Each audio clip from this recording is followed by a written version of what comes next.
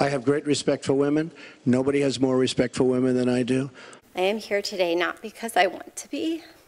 I am terrified, but the details about that night that bring me here today are the ones I will never forget. They have been seared into my memory and have haunted me episodically as an adult. I had one beer. That's the only thing I remember. Brett and Mark came into the bedroom and locked the door behind them. I was pushed onto the bed, and Brett got on top of me. He began running his hands over my body and grinding into me. I yelled, hoping that someone downstairs might hear me, and I tried to get away from him, but his weight was heavy. And a man's life is in tatters. A man's life is shattered. A man's life is shattered. A man's life is shattered. A man's life is shattered. Without consent. I have great respect for women. Nobody has more respect for women than I do. Whoa. I did try and she was married. She's now got the big phony and everything. She's totally changed her look. How are you so sure that it was he? The same way that I'm sure that I'm talking to you right now. It's just basic memory functions. So what you are telling us is this could not be a case of mistaken identity. Absolutely not. I said from the beginning, it may turn out that they're both right, that she was sexually assaulted, but that he had nothing to do with it.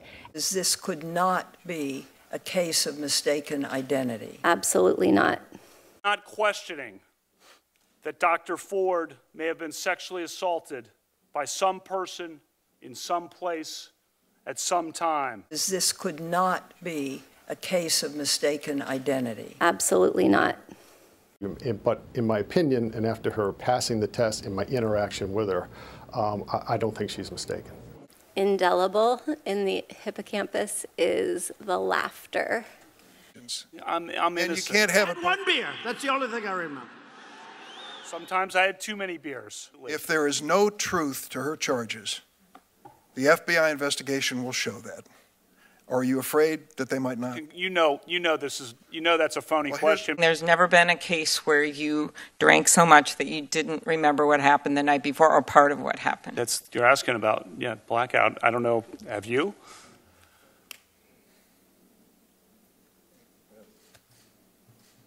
You want to answer? I still like beer. Not me. You've got nothing to apologize for. Look, she didn't provide corroborating evidence yesterday.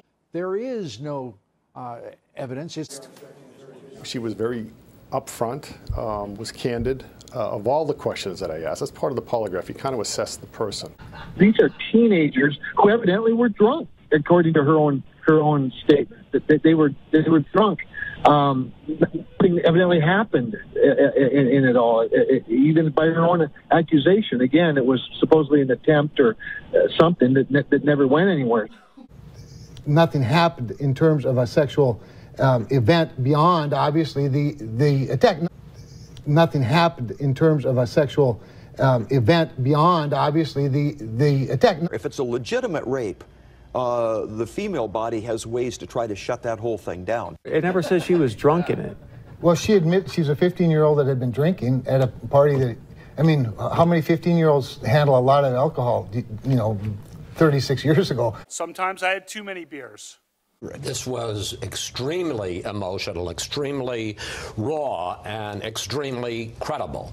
And nobody could listen to her deliver those words and talk about the assault and the impact it had had on her life, and not have your heart go out to her. At the end of the day, despite all this conversation about credibility, Want to do, Judge? I'm innocent. And when you're a star, they let you do it. You can do anything. Whatever you want. Grab them by the I can do anything. I'm innocent. And you can't have... You said locker room banter. You described kissing women without consent, grabbing their genitals. That is sexual assault. You brag that you have sexually assaulted women. And when you're a star, they let you do it. You can do anything. Whatever you want. Grab them by the I can do anything. I'm innocent. And you can't have it. This was locker room talk, but this is locker room talk. You know, when we have a world where you have ISIS chopping off heads, but it's locker room talk, and it's one of those things. I will knock the hell out of ISIS. Are you saying that what you said on that bus 11 years ago, that you did not actually kiss women without consent or grope women without consent. I have great respect for women. Nobody has more respect for women than I do. I'm And innocent. you can't have it both ways. They destroy people. They want to destroy people. These are really evil people. Calling out the Dems for their vile politics of personal destruction. This is a circus. Kid. Let's take a look and see who is the cute kid in the White House. No, no, no, no, that's not the kid. That's the kid. We try to... Great respect for women. Nobody has more respect for women than I do.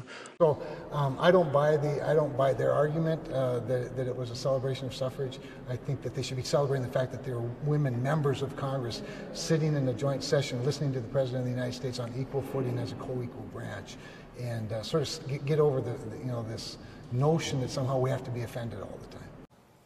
Do you have the sense now that you want to see a woman on the committee on the Republican side? We can't do anything about that. You've got to have a desire to serve. They just don't want to be on the committee? Well, it's a lot of work.